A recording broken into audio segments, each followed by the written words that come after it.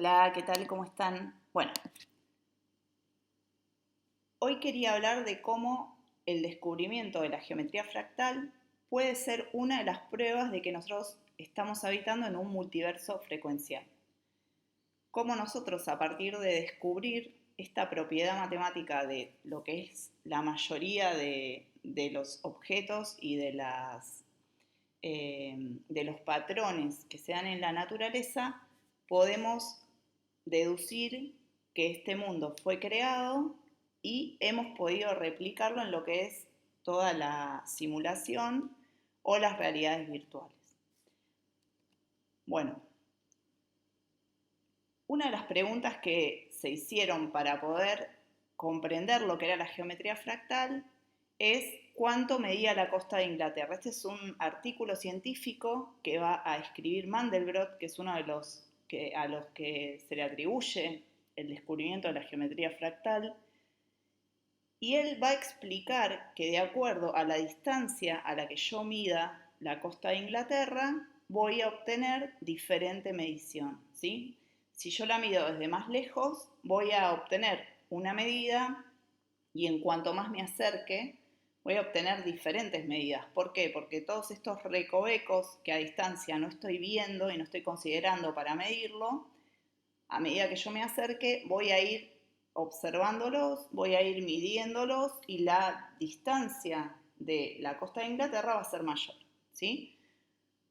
Bueno, en función de esta pregunta que él hace este artículo científico y de otros descubrimientos de él y de otras personas, es que se llega a lo que es hoy toda la teoría de la geometría fractal.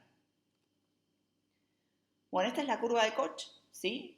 Y podemos ver lo mismo que veíamos en lo que era la costa de Inglaterra. A mayor distancia voy a ver menos detalle de lo que sería un objeto. Acá tenemos un objeto reconstruido, ¿sí? Y a medida que me voy acercando, en lo que se le llama iteraciones, ¿sí? Voy a ir descubriendo más detalle, voy a ir descubriendo que la distancia o la longitud de este objeto, si mido solo su contorno, va a ser cada vez mayor. Y en función de estas pruebas que se han ido haciendo, se fueron encontrando también analogía con objetos reales que nosotros conocemos o que hemos observado, ¿sí?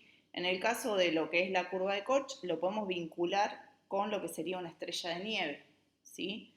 La podemos reconstruir matemáticamente, podemos darnos cuenta que la estructura está tan perfecta geométricamente, no es producto del azar, sino que hay una matemática que está implícita en cómo esta molécula se forma a nivel material, ¿sí? Bueno, otro de los conjuntos que, digamos, podemos mencionar es el conjunto de Julián, ¿sí?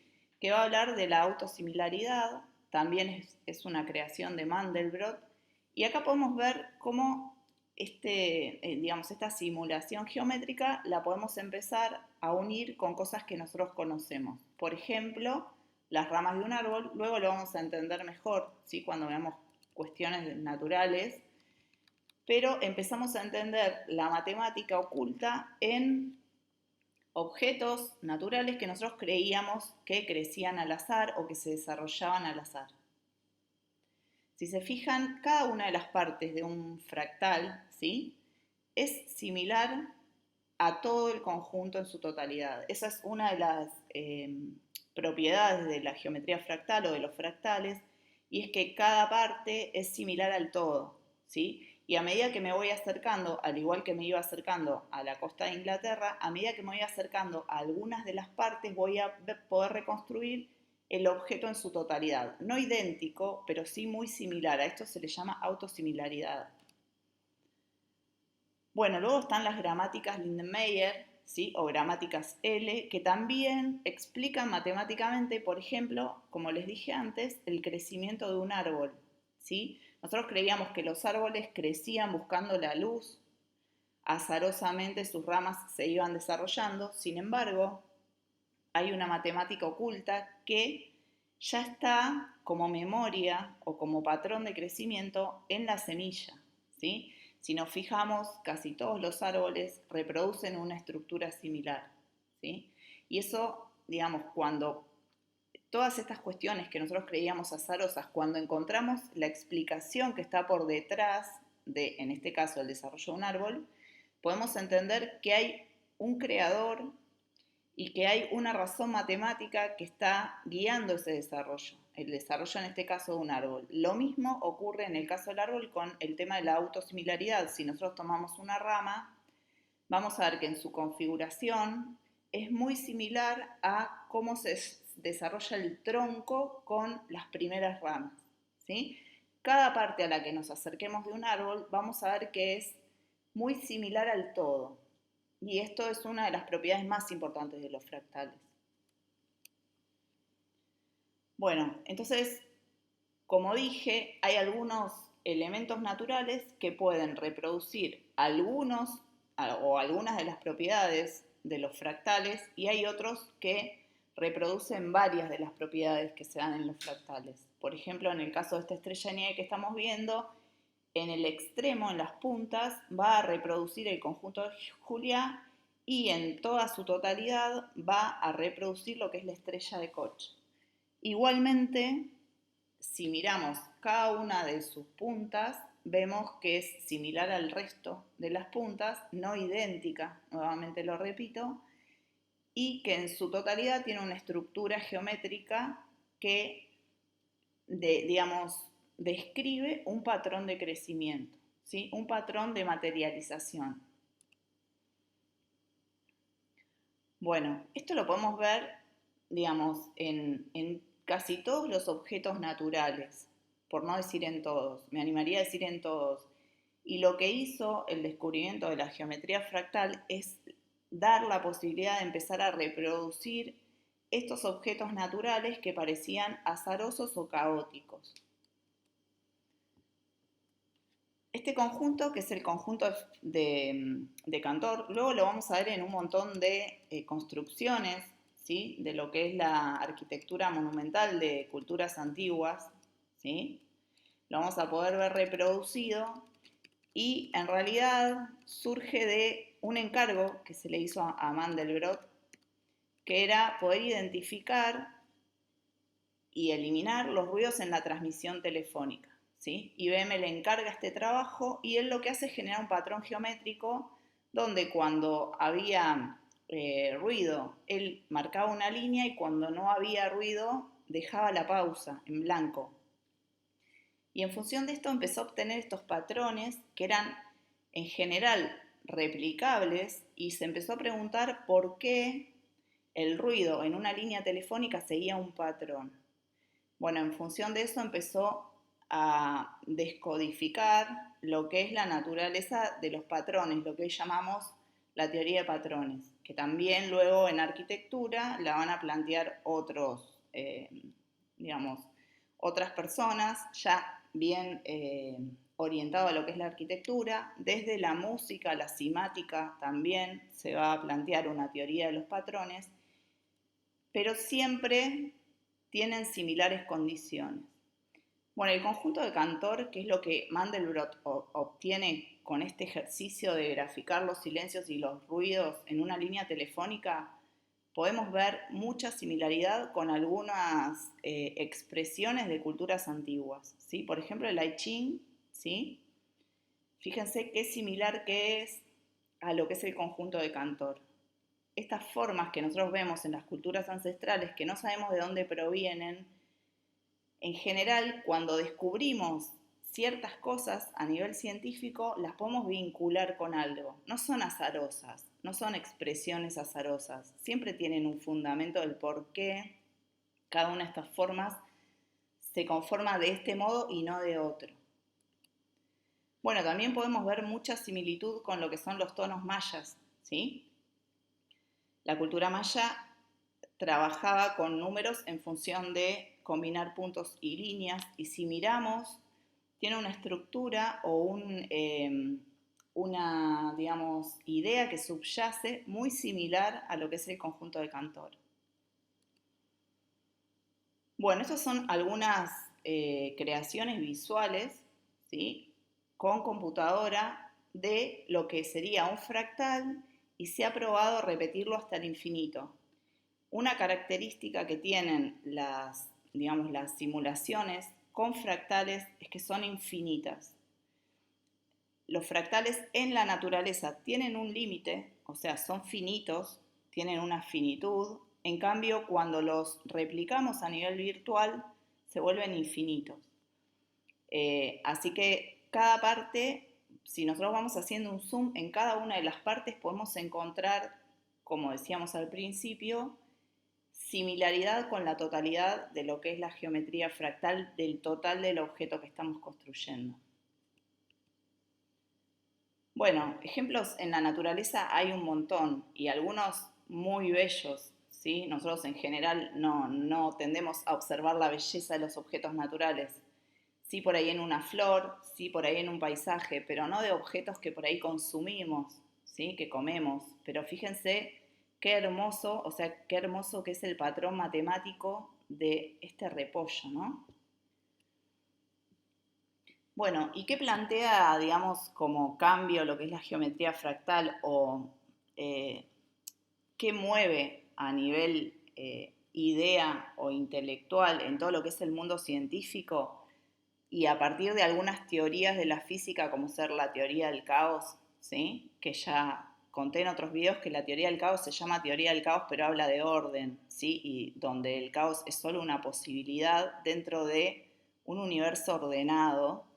Lo que plantean todos estos descubrimientos es que, o a lo que llevan, es a que este mundo fue creado, a deducir que este mundo fue creado. Por eso, en muchos casos, se habla de que vivimos en una simulación. Yo lo analicé en otros videos también, este tema, y es súper extenso y da para analizarlo desde un montón de costados.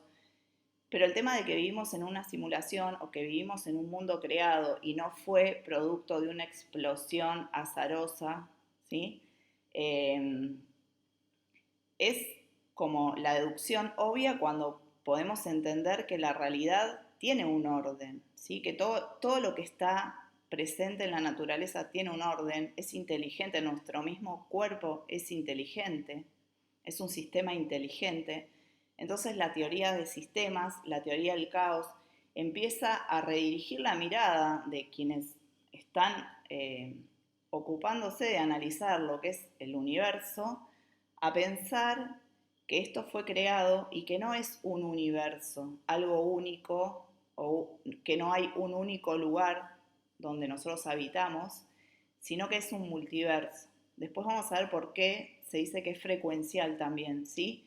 Pero nos lleva a pensar que es un multiverso y que todo el multiverso que son como espejos que se reflejan unos en otros, también la teoría de cuerdas habla de esto, de las múltiples dimensiones, nos llevan a pensar que hay un creador, que es un creador inteligente y que todo en la naturaleza tiene su explicación matemática, digamos, que nosotros crecemos con un orden, no crecemos en función de adaptarnos a un ambiente, sino que al igual que un árbol en su semilla guarda toda la información de cómo va a crecer, cómo se va a desarrollar, lo mismo ocurre con nosotros, ¿sí?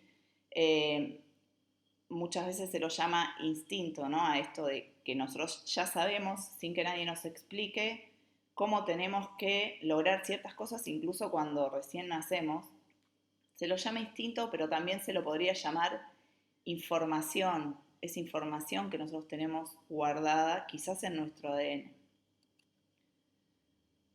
Bueno, acá tenemos dos ejemplos de lo que es un fractal que crece en función de una razón matemática que es la razón de la espiral áurea, ¿sí? Es una razón logarítmica donde el crecimiento es exponencial, ¿sí? Y que puede llevarse a una ecuación matemática. Lo he explicado en otro de los videos que hice de geometría sagrada, si quieren lo pueden ver, así que no lo voy a desarrollar ahora. Pero fíjense que cada uno de los brotes de este tallo que empieza a crecer del helecho es similar a los demás y similar a la totalidad de la planta que se empieza a desarrollar. Bueno, lo mismo podemos ver en un repollo colorado, lo mismo podemos ver en esta planta donde Cada hoja es similar a la otra, pero además la estructura de crecimiento de cada una de las hojas es una espiral áurea, al igual que cada uno de los tramos que yo pueda, digamos, despegar visualmente de lo que es cómo se conforman o cómo se ubican las hojas dentro del repollo, también está formando espirales áureas. Si se fijan en las partes blancas lo van a poder ver mejor, ¿sí? Se va desarrollando con ese patrón de crecimiento que es la espiral áurea. Esto lo descubrieron en la antigüedad y lo utilizaron todos los iniciados en hermetismo para construir arte. Para mostrar el arte usaron esta razón porque consideraban que era una de las razones que expresaba la belleza de la naturaleza. Así que no es nada nuevo, solo que ahora hay ecuaciones matemáticas que lo explican.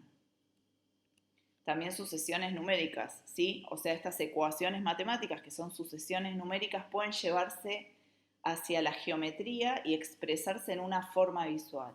O sea, se puede expresar en una ecuación matemática o en una forma visual. Bueno, acá podemos ver también lo mismo que estamos viendo. Cada parte es similar al resto de las partes, se desarrolla en función de un centro en este caso, y además cada una de las partes es similar a la totalidad de lo que estamos viendo.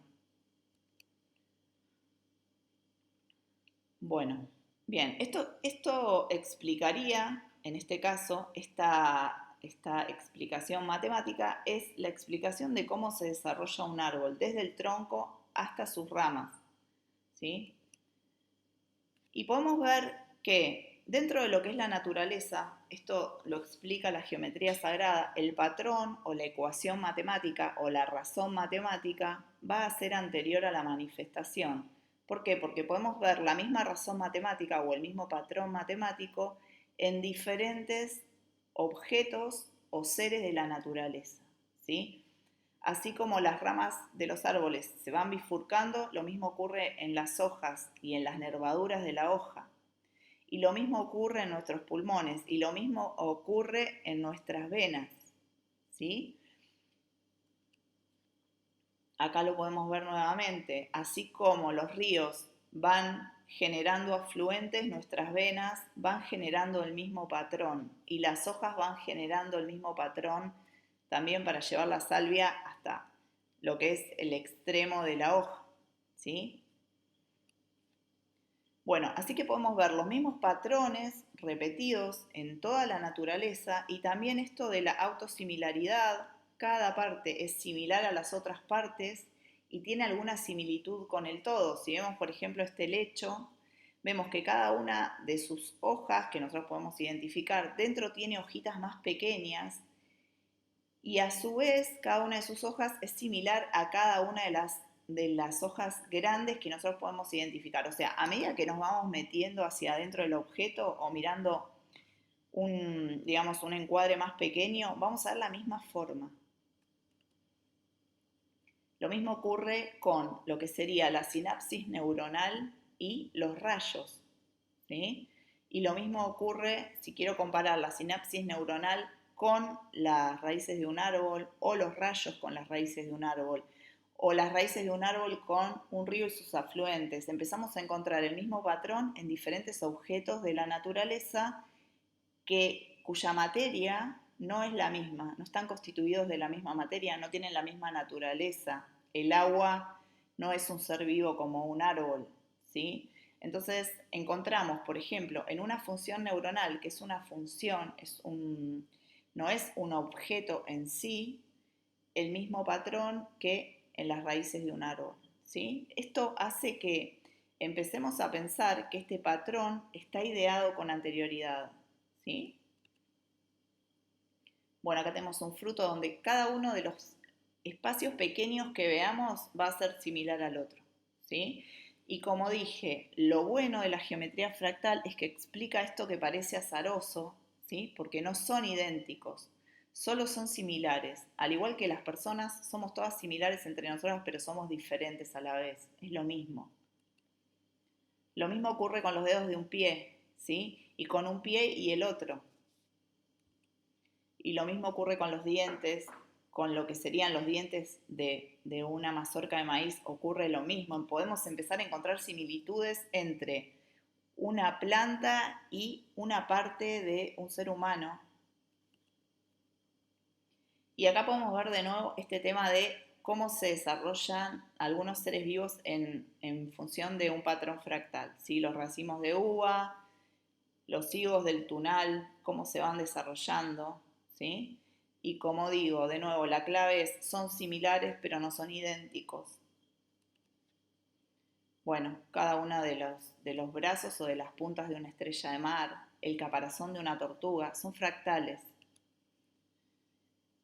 Bien, podemos ver lo mismo en este caracol que está arriba, cómo se va desarrollando en forma de fractal, donde hay, además de una digamos, replicación de la forma, que está siguiendo un patrón de espiral áurea, también hay una reducción de tamaño, ¿no? Que se va proyectando.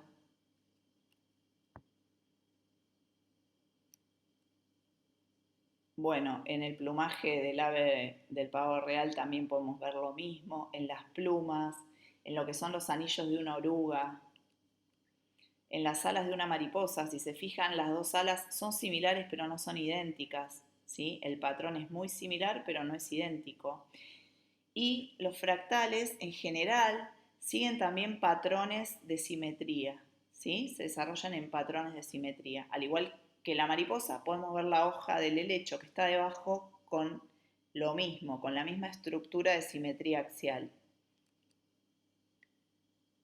Bueno, incluso las llamas, o sea, las llamas de hidrógeno o las llamas de fuego, van a seguir estos patrones de matemática fractal.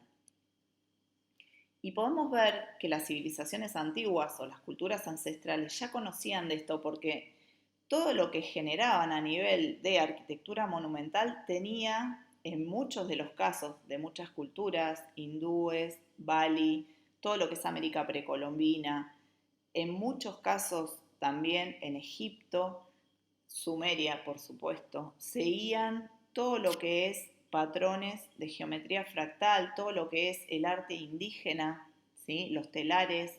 Si ustedes se fijan, van a seguir patrones de geometría fractal. Fíjense los ornamentos, en el caso de las paredes de esto que es América precolombina, cómo va haciendo el mismo ejercicio de desarrollo que habíamos visto en el caracol, esto de un patrón repetirlo, pero además haciendo una, digamos, traslación donde el tamaño va disminuyendo. Es lo mismo.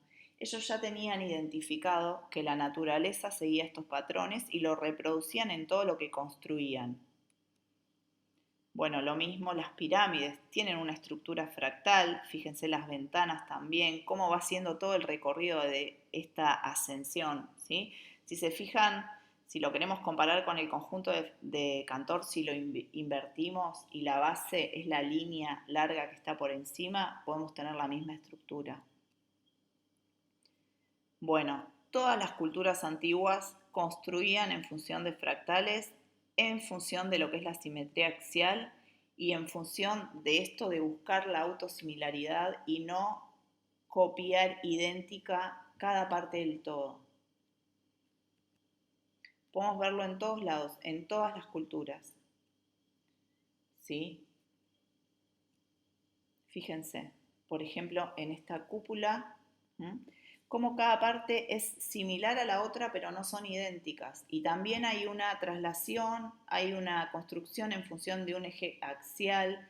Todo lo que se da en la naturaleza era replicado por todo lo que son las culturas ancestrales que sabían un montón de lo que es la geometría fractal, ¿sí? Quizás no usaban las ecuaciones matemáticas, probablemente sí, pero que las habían reconocido en la naturaleza, las habían identificado, habían aislado los patrones y los reproducían. Bueno, lo mismo, ¿sí? Acá ocurre lo mismo con cada uno de estos personajes que está alineado acá a la derecha, y también ocurre lo mismo con cada una de las formas que ellos van generando, incluso cómo ubicaban los árboles, ¿sí? Todo tiene un patrón que subyace al tema de la proyectación. Bueno, acá podemos ver cómo una forma se va complejizando. Esto es lo mismo que ocurría en la costa de Inglaterra, ¿sí? Voy replicando la forma y voy entrando en un mundo dentro de otro, ¿sí? Voy metiéndome en cada parte y reproduciendo el todo y generando cada vez un laberinto más infinito. Acá podemos ver lo que se le llama el triángulo de Sierpinski, que es este, ¿sí? Que se construye con triángulos que se van oponiendo dentro de cada un triángulo. De cada uno de los triángulos voy colocando un triángulo en la forma inversa, hacia arriba, hacia abajo, hacia arriba, hacia abajo, y voy obteniendo esta forma que cada vez, como dije, se vuelve más infinita. Y acá lo podemos ver construido desde lo que son las gramáticas Lindenmayer. Hay dos formas de construir fractales, ¿sí? En este caso, este fractal puntual lo puedo construir desde un patrón matemático o desde lo que es la repetición geométrica, ¿sí? Bien, acá ocurre lo mismo con un cuadrado. Voy colocando cuadrados dentro de cuadrados y voy generando cuadrados infinitos y así por seguir hasta el infinito. Si esto fuese generado en lo que es la realidad virtual, podría replicarse hasta el infinito. Bueno, y uno de los juegos que va a tomar esto para usarlo como visualidad es Minecraft. Minecraft va a trabajar todo el tiempo la geometría fractal, ¿sí? Formas dentro de formas que replican mundos infinitos y se va desarrollando así todo lo que es la escenografía o el escenario para jugar el videojuego.